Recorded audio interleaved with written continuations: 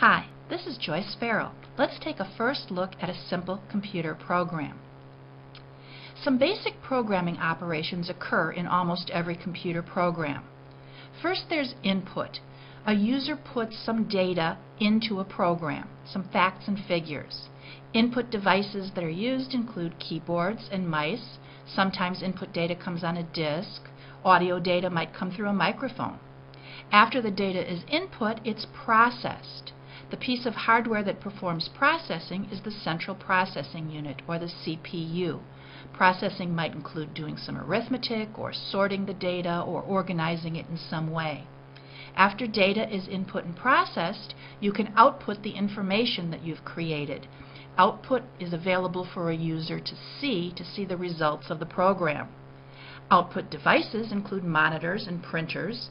Audio output might come through speakers, or sometimes output is sent to a disk, and then that disk might be used as input into a new program. When programmers plan the logic for their programs, they tend to use one of two tools. Flowcharts are pictorial representations of the logical steps in a program, and pseudocode is the logical steps of a program written out in English form. Here's the logic for a program that adds 1 to a user's input number.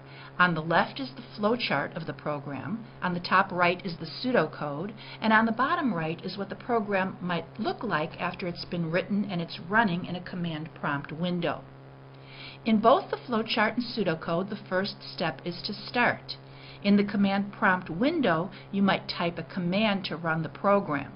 The command will differ in every programming language that you use. This program happens to have been written in Java, so the command is Java and then one more, which is the name of the program. In both the flowchart and the pseudocode, the next step is to input the user's entry. In a real program, you might add an output statement before input user's entry to explain to the user what to do. In this very simple example, on the output screen we'll just have a question mark asking the user for an entry. And then the user types in some data. Let's say 16.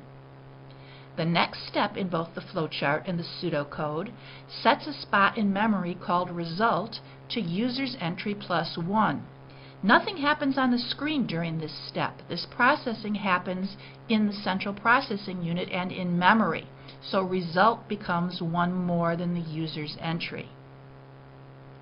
The next step in both the flowchart and the pseudocode is to output the words 1 more than, followed by the user's entry, followed by the word is, and ending in result.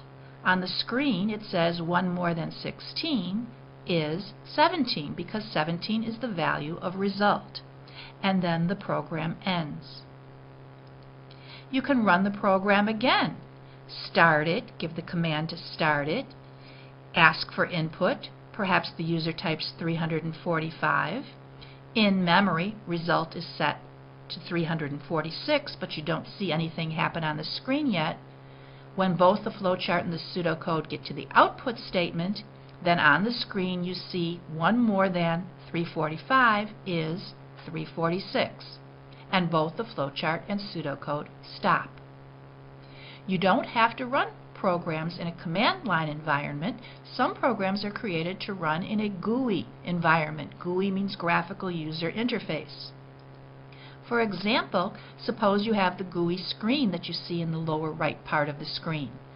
In the flowchart and the pseudocode, you still start the program. You still input the user's entry. Let's say the user types 67 into a text box. In memory, the result becomes user's entry plus 1. You don't see anything happen on the screen. In both the flowchart and the pseudocode, the next step is to output 1 more than user's entry is result.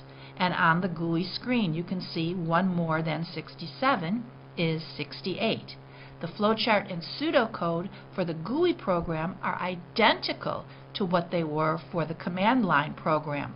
The logic is the same no matter what the environment is. Thanks for watching.